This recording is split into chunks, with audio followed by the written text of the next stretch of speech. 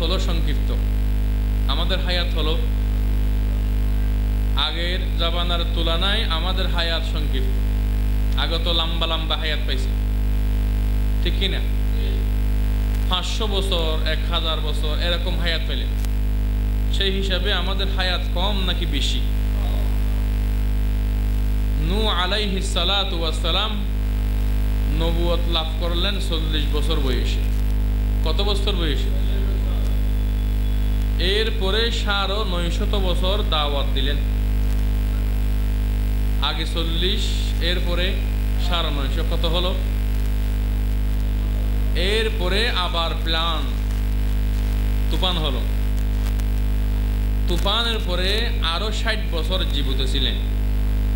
কত হলেন? 1050 বছর।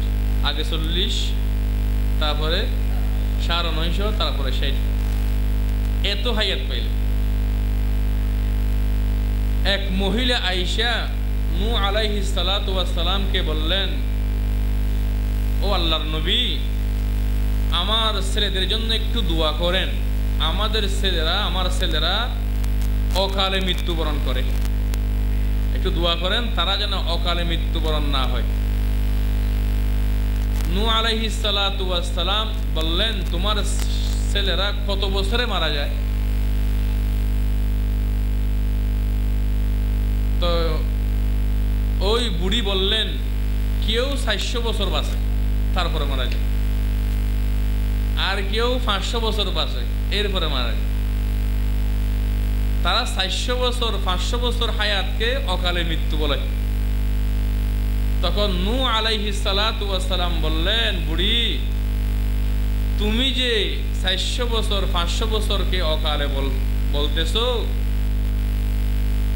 এমন একটা সময় আসবে, এমন একটা দিন আসবে, আখিরি জামানার উম্মতরা হায়াত পাবে 60-70 বছর,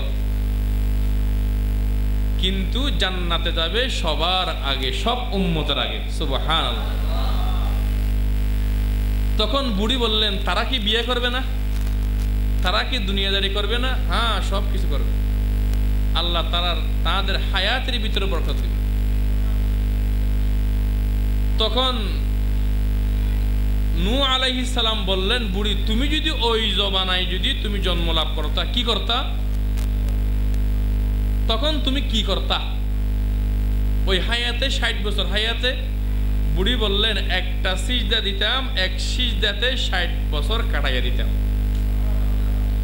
তারা এই হায়াতকে হায়াতই মনে করে না। সেই হিসাবে আমাদের হায়াত কম নাকি বেশি? এই হায়াত যদি আমরা নষ্ট করে ফেলি, 60 বছর হায়াত পাইলে 30 বছর ঘুমে গেলেন, আর 30 বছর, 15-20 বছর গেলেন, 15 বছর চলে গেলেন এই শিশু অবস্থায়, বাল্যকালে, আর কত বছর? এখানে যদি কোনো নেতার জন্মদিন, এরকম পহিলা বৈশাখ, এরকম নাচ গানে যদি আমাদের হায়াতটা যদি কেটে যায়, তাহলে চিন্তা করেন এই হায়াত কি আমল করলাম আর কি আমল নিয়ে খবরে গেলাম। সবাই ফিকির করি, এই হায়াতে কি করলাম আমরা। এখন আমরা সবাই হায়াতকে নষ্ট করতেছি। এমন একজন আল্লাহর ওলি ছিলেন, যার সাথে দেখা হলে সালাম করতেন, বললেন, কেমন আছেন? আপনার বাড়িঘর কেমন আছে? সবাই ভালো আছে, আলহামদুলিল্লাহ। তোমার হায়াতও কম, আমার হায়াতও কম, হায়াতকে কাজে লাগাও। আর কোনো কথা নাই, আর কোনো কথা নাই। জিকিরে লাগিয়ে যেতেন, লা ইলাহা ইল্লাল্লাহ, লা ইলাহা ইল্লাল্লাহ।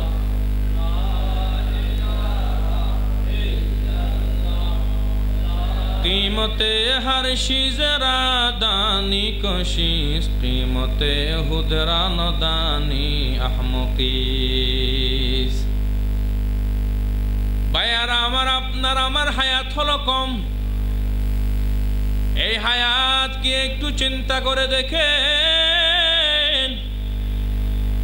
ও বাবা, এই হায়াত কোথায় কাটাইয়া দিছ? এখন তো গোপনীয় গোপনীয় গুণা বিশির মধ্যে আমাদের আপনার আমার হায়াতটা চলে যাচ্ছে। বাবা, এই হায়াত যদি মানুষে কাজে লাগায় জিরো থেকে হিরো হতে পারে, ঠিক কিনা? এই হায়াত যদি দুনিয়া বিলাইনে যদি কাজে লাগায় তাহলে একটা জিরো মানুষ হিরো হতে পারে।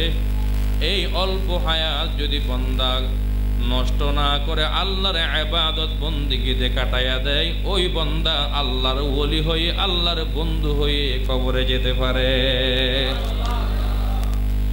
এই হায়াত আল্লাহর দেয়া হায়াত, এই হায়াত কারো দেয়া না। এই হায়াত কে দিলেন? কে দিলেন? হায়াত কে দিলেন? কার কাছে দিচ্ছি? দিলেন আল্লাহ হায়াত। এই হায়াত কেন দিলেন? কেন দিলেন? ওয়ামা খালাকতুল জিন্না ওয়াল ইনসা ইল্লা লিয়াবুদুন। এই হায়াত দিলেন ইবাদতের জন্য। এই হায়াত কাটাইয়া দিলাম স্ক্রিন টাচ মোবাইলের ভিতরে, ঠিক কিনা? এই হায়াত কাটাইয়া দিলাম গল্প গুজবে। এই হায়াত কাটাইয়া দিলাম মানুষের গীবত শেখায়তে। এই হায়াত কাটাইয়া দিলাম জান্নাতের মানুষ জান্নাতে যাওয়ার পর আফসোস করবে যে হায়াতগুলা নষ্ট করে ফেলেছেন। ওই হায়াত যদি আল্লাহর জিকির করতাম তাহলে এই জান্নাতে আরো নিয়ামত বেড়ে যেত। সেই জন্য বাবা হায়াতকে কাজে লাগাই। কেমন কাজে লাগাই? হায়াতকে কাজে লাগান। এই হাতে চলেই যাবে, চলেই যাবে নাকি রেখে যাবে? আচ্ছা বলেন তো, আপনারা আমরা এখানে বসে বয়ান শুনতেছি, বয়ান করতেছি, আপনার আমার হায়াতে আর কোনোদিন এই সময় 2024 সালে নভেম্বরের 1 তারিখে জুমার দিনে জুমার রাত্রে আমি আপনি বসে যে কোরআন তেলাওয়াত শুনলাম, কোরআন হাদিসের বয়ান শুনলাম, আপনার আমার জিন্দেগিতে সামনে আর আসবেনি নাকি আরেকটা আসবে? এটা আসবে। সেই জন্য বাবা হায়াত থামা যায় না, হায়াত চলেই যায়। ও বাবা, এই হায়াতটা কোথায় কাটাইতেছি, কি কাজে এই হায়াতটা ব্যয় করতেছি রে মা? ও এলাকার মা, ও এলাকার বোন, ও যুবক ভাই, ও বৃদ্ধ বাবাজি, এই যে আপনার আমার হায়াত চলে যাচ্ছে, এই হায়াতের মূল্য কত? এই যে হায়াতের মূল্য কত? একজন শিশু জন্ম লাভ করলেন মৃত্যু অবস্থায়। কি অবস্থায়? মৃত্যু অবস্থায় জন্ম লাভ করলেন। আরেকটা শিশু জন্ম লাভ করলেন জীবিত অবস্থায়, 1 মিনিট পরে মারা গেলেন। একটা জন্ম লাভ করলেন মৃত অবস্থায়। শরীয়তের ভাষায় ওই মৃত অবস্থায় দুনিয়াতে যে সন্তান আসলেন উনার কি করতে হবে? বললেন যে তার নামের দরকার নাই, তার জানাজার দরকার নাই, একটা একটা কলিজা গুস্তার টুকরা দফন করে ফেলো। 1 মিনিট হায়াত পাইলেন যেই সন্তান 1 মিনিট পরে মারা গেলেন, শরীয়তের ভাষায় বলে এটার নাম রাখতে হবে, জানাজা দিতে হবে, কফন দফন সব কিছু লাগবে। 1 মিনিট হায়াতের কারণে এত কিছু শরীয়তের কাজ জারি হয়ে গেলেন। ও বাবা, এই হায়াতের মূল্য কত? আপনারা আমরা এখানে বসে কি বলছি? সুবহানাল্লাহ। কি বললাম? একবার সুবহানাল্লাহ বললে কি সওয়াব হলেন? বললেন যে একটা গোলাম যদি আজাদ করা হয়, যেই সওয়াব আপনার আমার আমল নামায় সেই সওয়াব দান করবে। একটা গোলামের দাম বর্তমানে 20 লক্ষ টাকা। কয় লক্ষ টাকা? 20 লক্ষ টাকা। এই যে এক মুহূর্তে সুবহানাল্লাহ জিকির করলাম, সুবহানাল্লাহ, 20 লক্ষ টাকা ধানের সওয়াব সুবহানাল্লাহ। এই যে সুবহানাল্লাহ বললাম, আলহামদুলিল্লাহ বললাম, কত যে সওয়াব, কত যে সওয়াব। সামান্য সুবহানাল্লাহ বললাম, এত সওয়াব আল্লাহ দিয়ে দিলেন কেন? সওয়াবের কি মূল্য নাই? বললেন যে বাবা সওয়াবের মূল্য বেশি। কি রকম বেশি? দুনিয়ার টাকা পয়সা ধন দৌলত যদি এক জায়গায় রাখা হয়, আর এক পাল্লাই যদি একটা সওয়াব রাখা হয়, ওই সওয়াবের পাল্লা ভারী হয়ে যাবে। কিন্তু আপনি আমি এর কদর নাই কেন? এখানে সওয়াব চলে না, এখানে চলে কি? টাকা চলে। হুজুর সওয়াব দেওয়া লাগবে না, 20 লক্ষ টাকার সওয়াব দেওয়া লাগবে না, আমাদেরকে 500 দিলে হবে, আমরা 1 ঘন্টা সুবহানাল্লাহ পড়বো। বলবে না? কেন বলবে? ওই টাকার মূল্য, দুনিয়াতে টাকার মূল্য আছে, সওয়াবের মূল্য বুঝি নাই। বাবা চোখ দুটা বন্ধ করিয়া দেখে, এই টাকার কোনো দাম নাই, এই দৌলতের কোনো দাম নাই।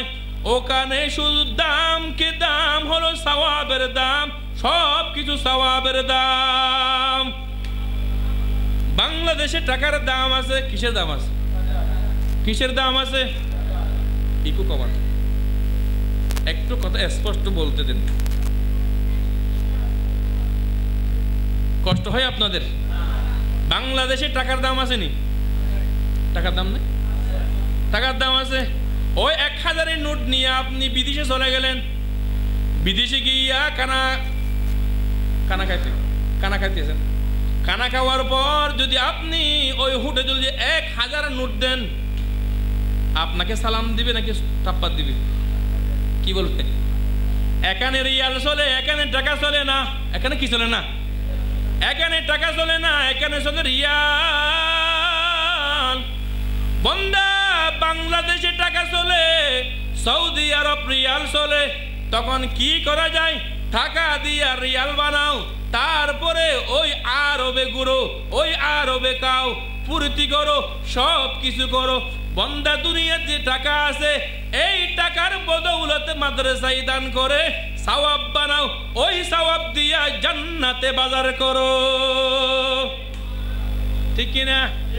ওখানে টাকা চলবে নি। সেই জন্য ভাবে এই হায়াতকে মূল্য দিবেন তো ইনশাআল্লাহ। এই হায়াতকে কি দিয়া মূল্য দিবেন? জিকির দিয়া। কি দিয়া? কি দিয়া? জিকির কার? সাইফুদ্দিন, মাওলানা সাইফুদ্দিন দৌলতপুরি সাহেব জিকির করলেন। কার জিকির করলেন?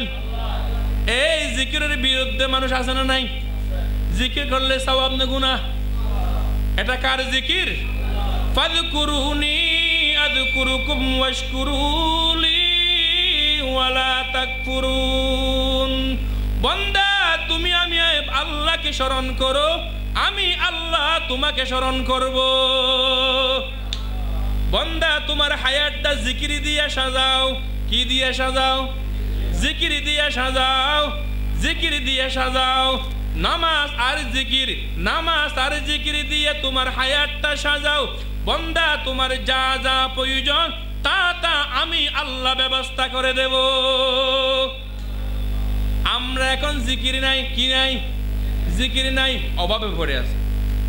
বান্দা জিকির করতেই থাকো, বান্দা জিকির করতেই থাকো। তুমি জিকির করবা তোমার জুবান দিয়া, আমি আল্লাহ তোমাকে স্মরণ করব, আমি আল্লাহ নিয়ামত আর রহমত দিয়া। আমরা স্মরণ করব কি দিয়া? জুবান দিয়া। আল্লাহকে স্মরণ করব কি দিয়া? জুবান দিয়া। আল্লাহ আপনাকে আমাকে স্মরণ করবে কি দিয়া? নিয়ামত রহমত দিয়া। বান্দা মেয়ের বিয়ে হচ্ছে না, জিকির করো, আল্লাহ মেয়ের বিবাহের ব্যবস্থা করে দিবেন। অভাবে পড়ে আসো, বান্দা জিকির করো, আল্লাহ অভাব দূর করিয়া দিবেন। বান্দা জিকির করো, বান্দা পেরেশানে আছেন, আল্লাহ মুক্ত করিয়া দিবেন। বান্দা দুশমনের হামলায় বয়ে বয়ে আসো, আল্লাহর জিকির করো, আল্লাহ ওই দুশমনের গেড়ি মুছড়ে দিবেন। ঠিক কিনা?